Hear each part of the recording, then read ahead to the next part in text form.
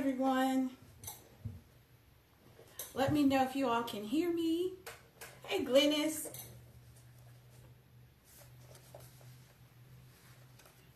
I hope everyone had a great day. It's always raining when I'm doing these live streams, so I hope everyone is safe and dry and off the road. I just had to make a trip to my hometown, so I'm just coming in myself. So thank you all for joining me. Comment, let me know you're here.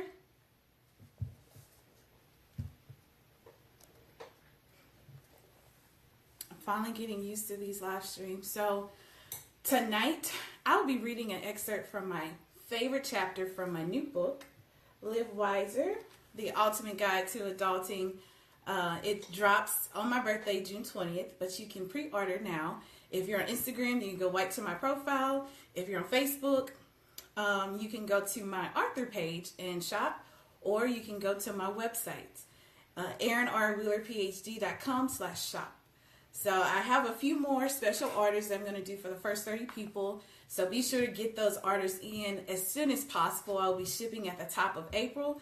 So you get to have a signed autographed copy and a free gift all before June, before everyone else has a chance to purchase. So I'm going to hop to it. I think there's a few people on Facebook, a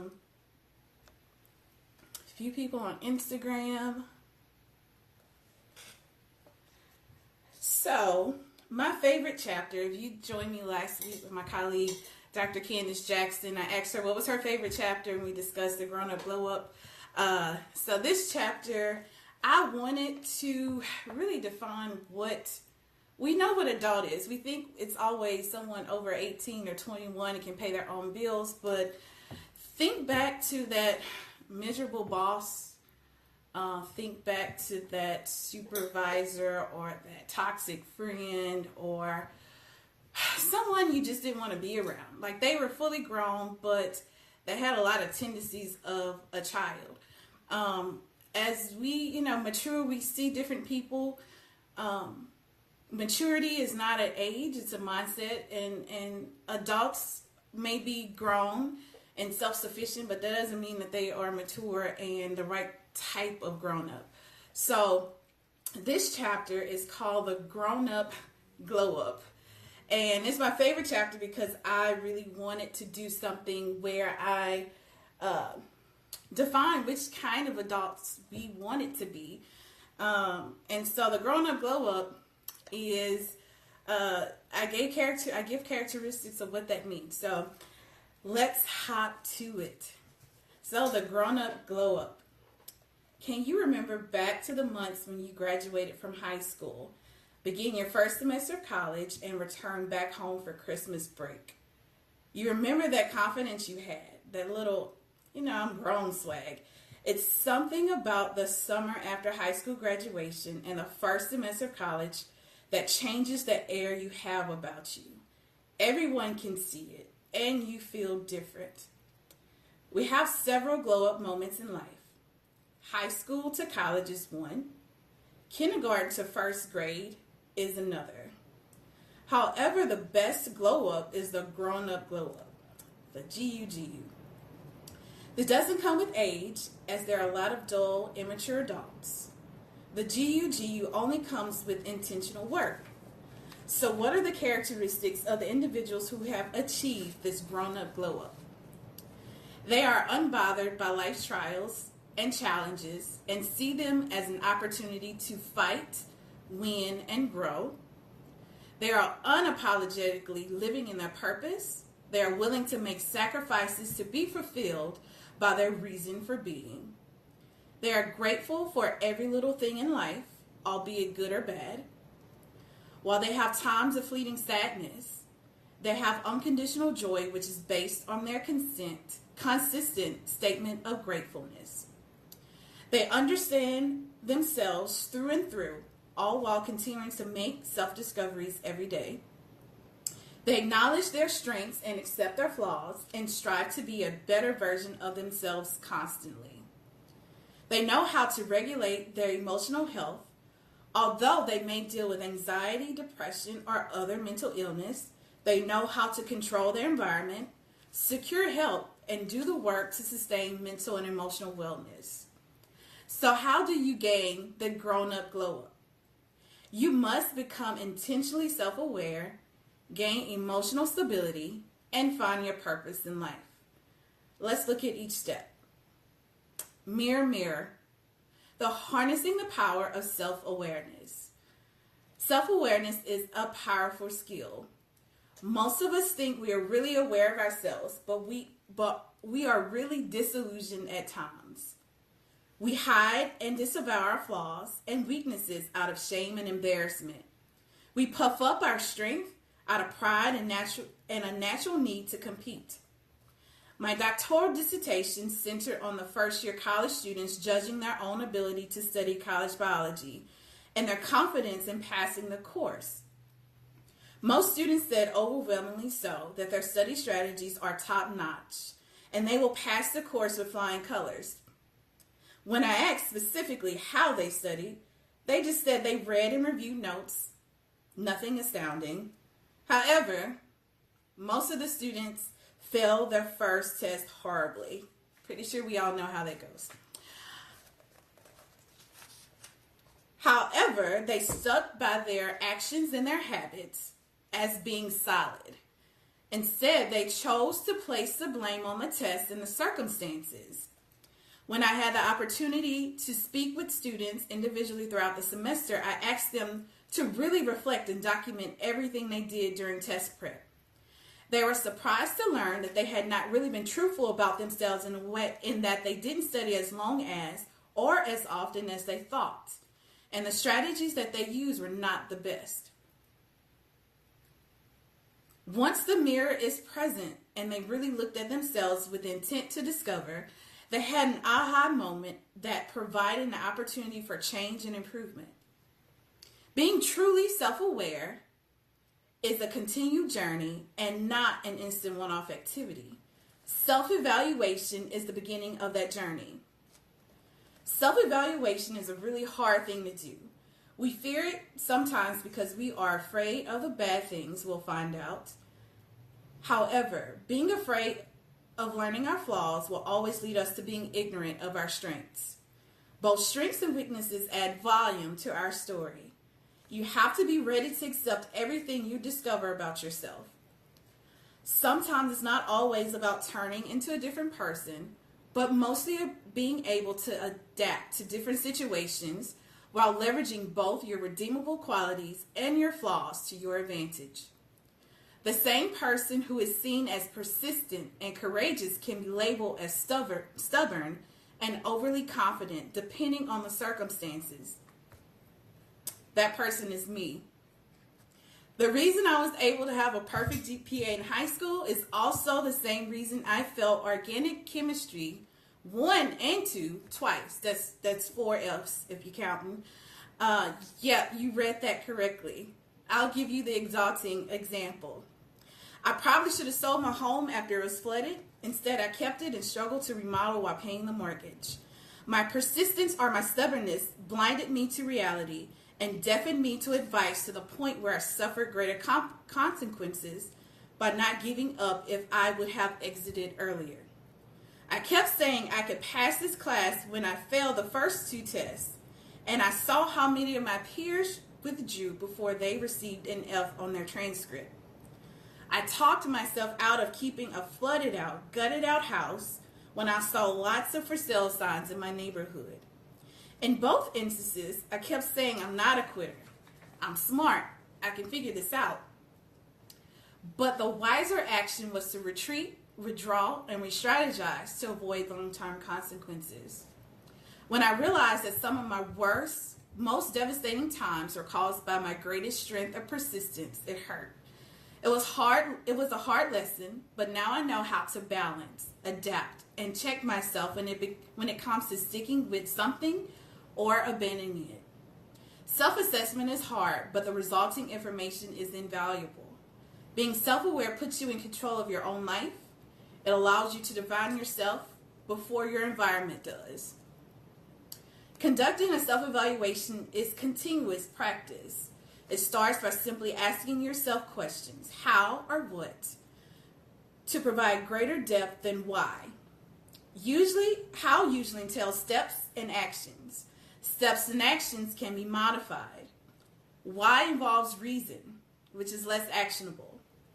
Begin with questioning everyday occurrences. For instance, ask yourself, how do I end up 30 minutes late for work every day? Or what causes my anxiety to increase? You build up your critical analysis of your thoughts, your feelings, and your behaviors daily.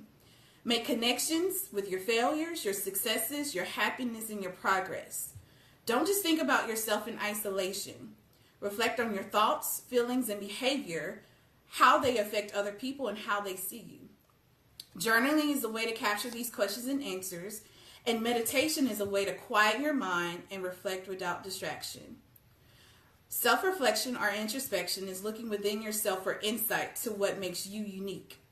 However, self-reflection is only part of the discovery and self-awareness. Looking outward is an important part of yourself, important part of learning about yourself. You should ask your trusted circle to provide feedback or insight into your strengths, weaknesses, and tendencies. Their viewpoint is critical for neutralizing any inherent bias in your self-evaluation. Insight from others can also confirm your self-discovery, your self-assessment. I need to emphasize trusted. You need to be careful who you solicit feedback from. These individuals need to know you well, but can give you constructive, unbiased information. You should also include someone from every area of your life to give you a well-rounded view. I know it may be weird to ask people, what do you think about me? But that's part of the hard work.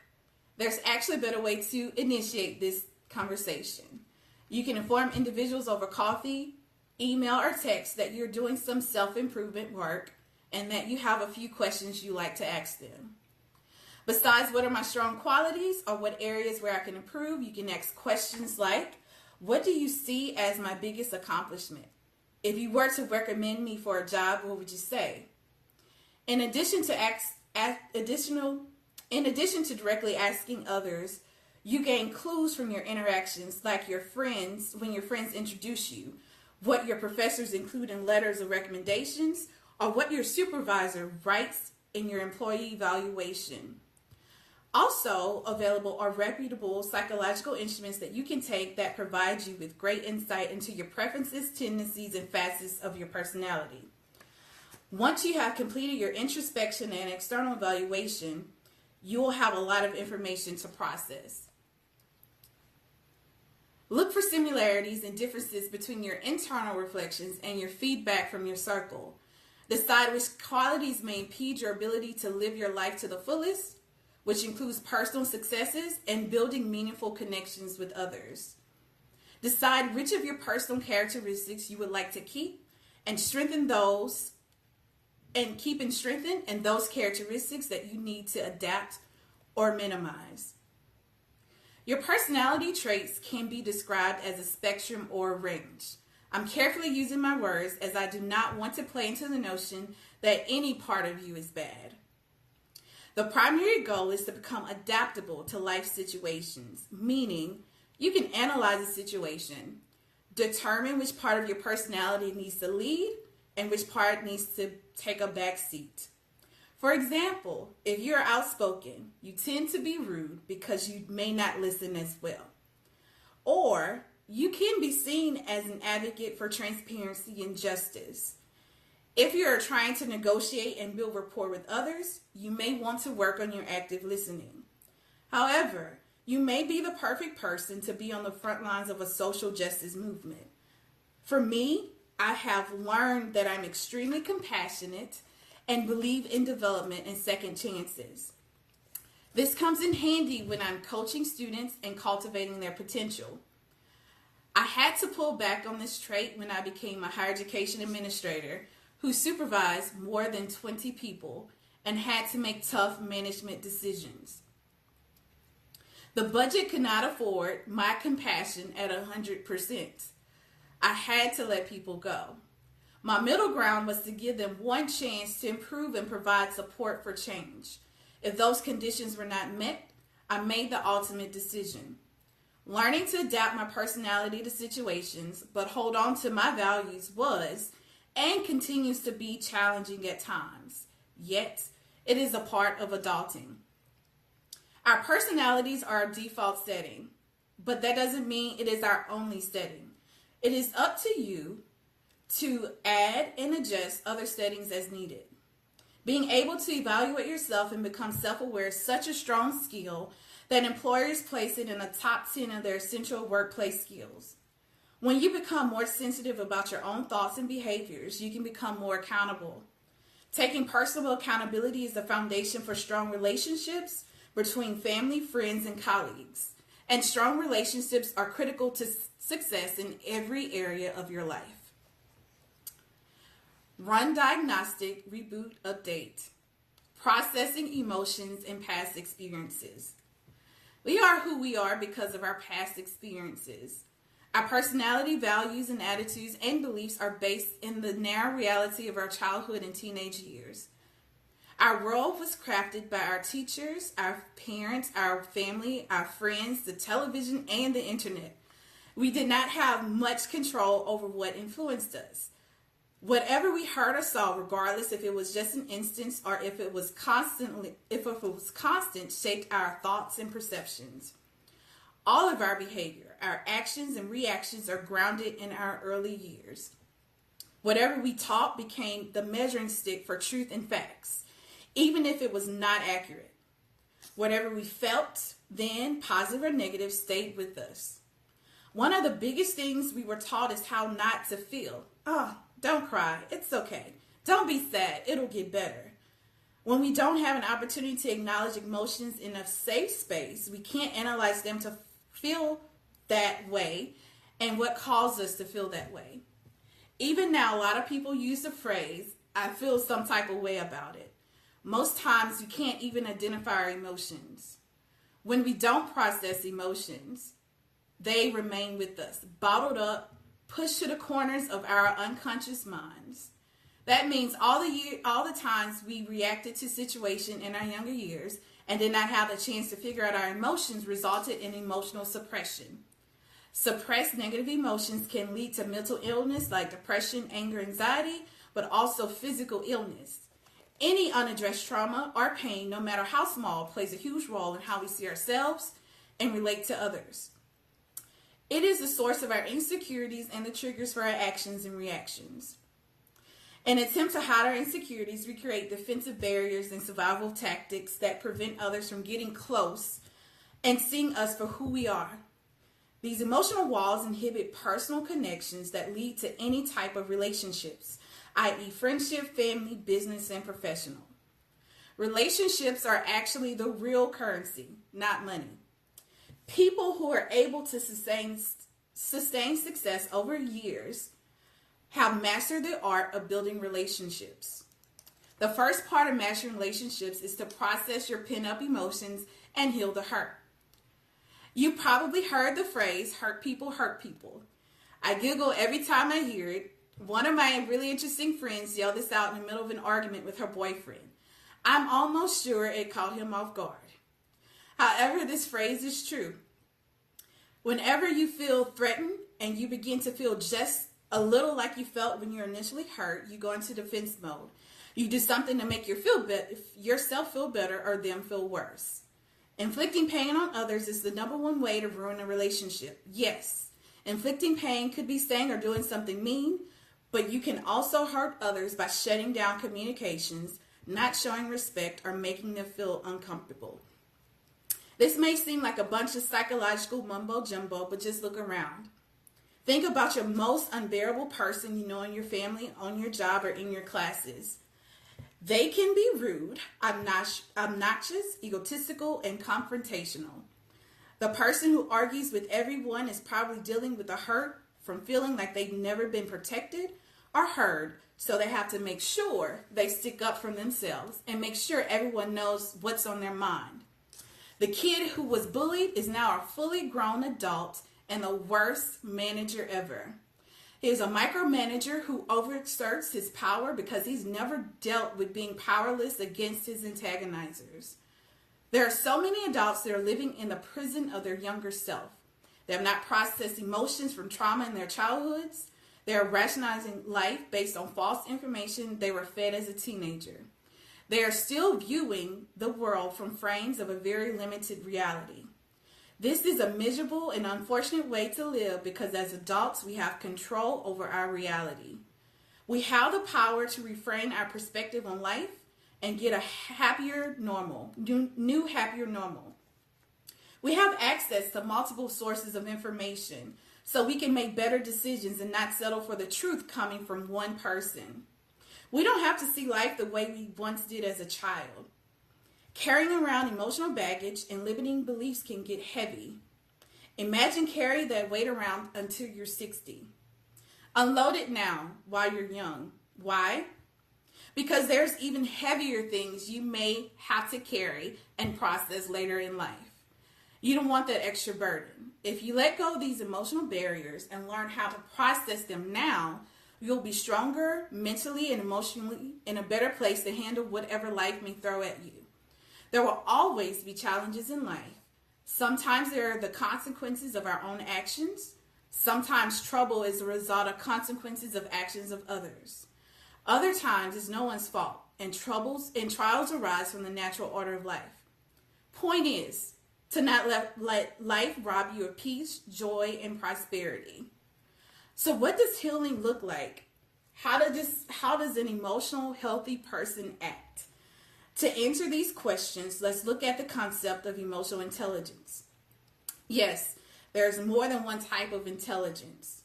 Emotional intelligence was brought to prominence by Daniel Goleman. Emotional intelligence is the ability to identify and manage one's own emotions as well as the emotions of others. This concept came about observing that there are a lot of smart people who can relate to things and processes, but not people. In other words, they have a high IQ, but a low EQ. Individuals that possess an optimal EQ embrace change, learn to adapt, and are self-aware. They understand others' feelings, disregard perfectionism. They keep an open mind and practice gratefulness. Does that sound familiar? Many of these characteristics are also on our grown-up glow-up list. Emotional intelligence is super important for personal and professional success. Earmarking these qualities for areas of continued improvement can only result in a brighter, grown-up glow-up. So how do you heal the hurt and increase your emotional intelligence? Let's look at the title of this section. Run, Diagnostic, Reboot, and Update. Originally, I named this section Reframe Your Emotions.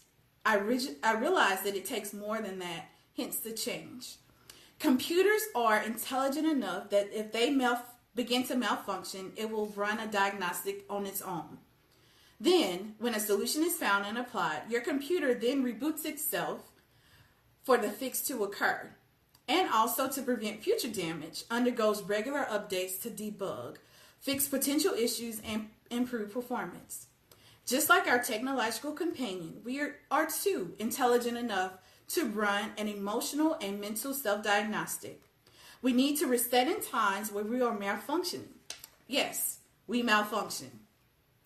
Those times where we get overheated, overloaded with information, and freeze up.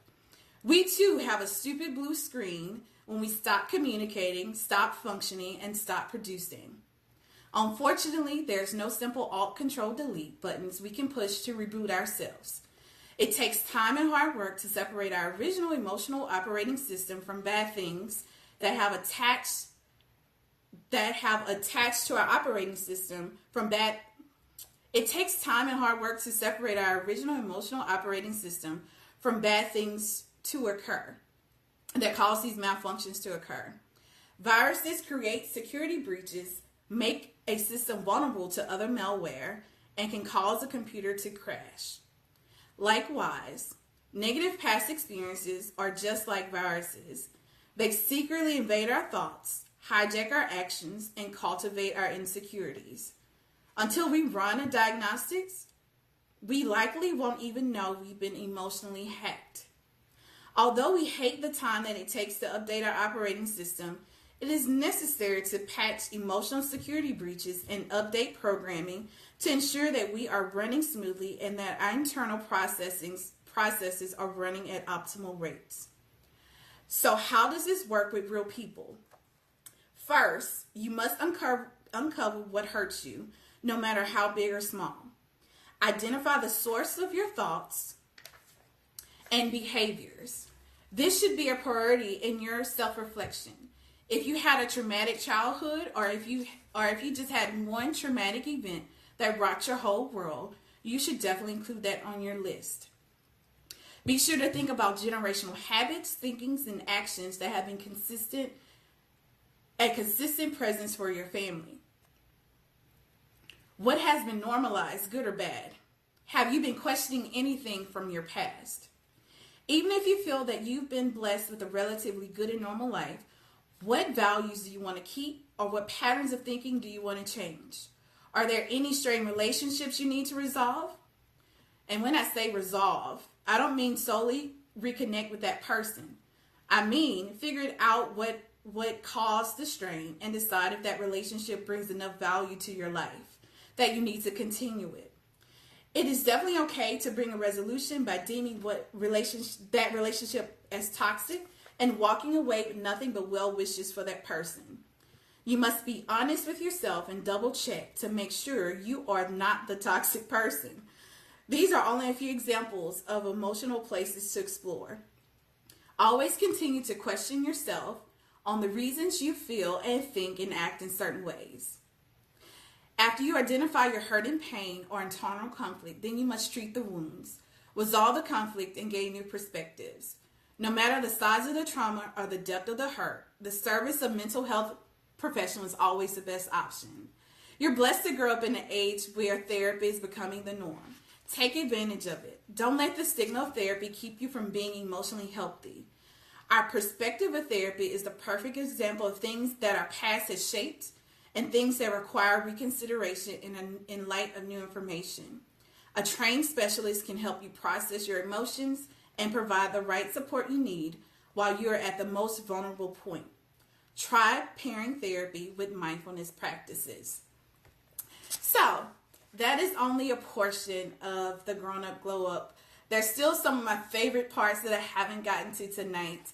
The parts about finding purpose and connecting your profession with some of the things that you've been that you love that may not bring about money, or you can't connect it. You can't seem to connect what your degree is in with what you really want to do or the places you really want to be. So that is Live Wiser, the Grown Up Glow Up chapter. It's about midways in the book. It's one of my favorite chapters. I would say all of them are, but it's one of my favorite chapters. So as I close, please go and purchase your pre-order copy. I am personally going to sign it. I still have a few more freebies for the first 30 people who place their pre-order. It is actually going to come out on my birthday, and I'm going to announce a special signing event next week. Join me for an interview with Sheba Turk. This time I'm interviewing her. She usually does the interviewing.